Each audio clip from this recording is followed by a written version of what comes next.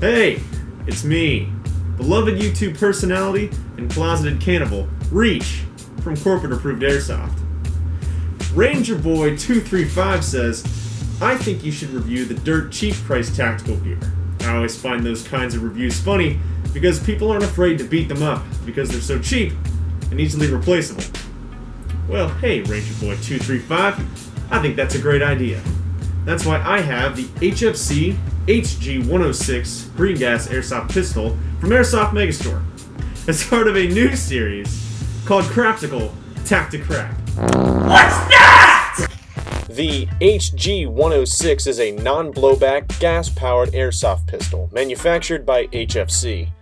It seems to be loosely based on the Russian-made Makarov pistol with its distinct profile and fake wood grips. It is available on Airsoft Megastore for $16, but I got mine during the winter sale for $11. It comes packaged with a fake plastic suppressor, a magazine, and a small bag of BBs or cocaine, depending on your jurisdiction. The gun itself is made of a thin plastic. It has a decent weight to it because of the internal gas reservoir, but isn't very convincing in your hands. The slide is fixed, as is the magazine release, hammer, and ejection port. The faux wood grips are made of plastic, but look fairly convincing. For $16, external quality is what you'd expect. It has notch sights on the top of the slide. The orange tip is threaded for the suppressor, which is made of the same plastic as the gun. It's extremely light and feels like a Fisher-Price toy, but it gives the gun a cool covert look when attached.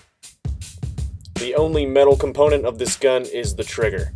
The safety does its job when it's in position, but I've found that it tends to slide into the fire position on its own. So the magazine is a small stick type. It holds 14 rounds at a time. Now the spring will lock itself in place when lowered all the way to the bottom and is released by this little lash, which is triggered when you insert it into the gun. Now this magazine has one of the strangest design oversights I think I've ever seen with an airsoft gun. Now you can load it pretty similar to a regular gun, just with a speed loader in the top. But nothing holds these BBs in place, so if you upturn the mag when it's fully loaded, they dump out all over the place. Additionally, this gun has a tendency to double feed if the magazine is inserted into the gun without its maximum capacity being completely filled. So another issue that you can have with this gun is once you have your magazine fully loaded,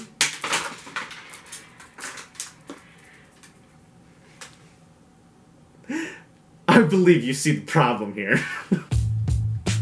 Ejecting the magazine with ammunition still inside will result in the BBs spurting out of every orifice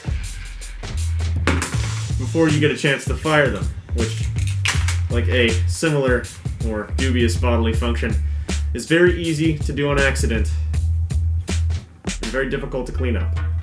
Gas is loaded into the reservoir on the bottom of the grip. When I first tested it, it held enough gas to put several magazines through before needing a refill. Now, it seems to quickly burn through gas, which I'd attribute to an internal leak. This is a major issue and a big reason I wouldn't trust this thing in a game. Range is objectively underwhelming. This gun has no hop-up, so shots arc pretty badly around 15 to 20 feet. With .20 gram BBs, it chronoed inconsistently between 219 and 100 FPS. This underwhelming performance is likely the result of the aforementioned leak.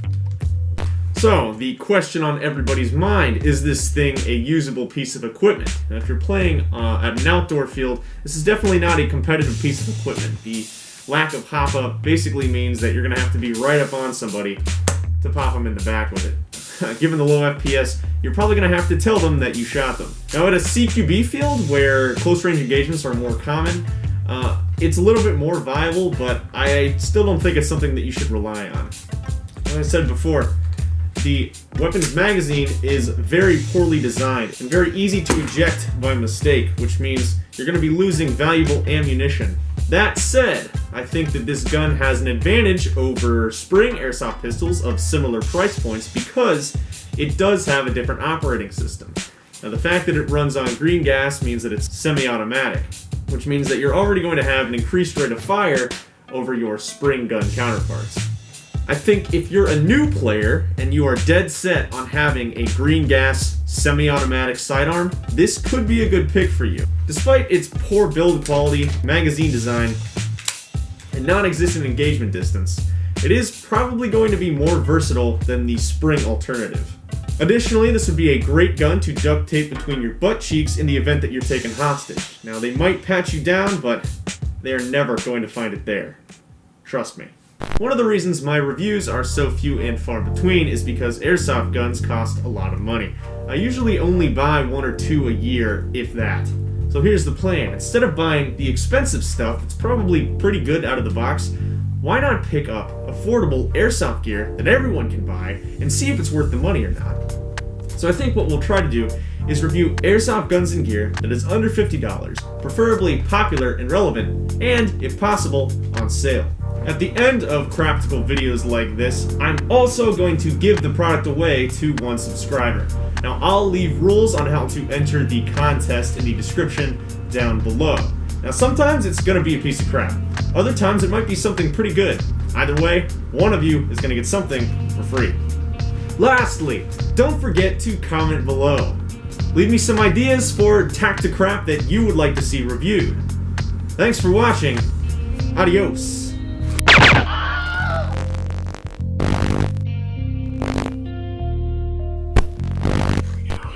Do I hit the red button or do I hit the... It's the red button, hang on. Do I hit this or do No, I hit it's the red button, it's okay. I hit the red button? Shit. Uh-oh. This is the worst gun ever. Should I put the red button again? Yeah. It feels like to die.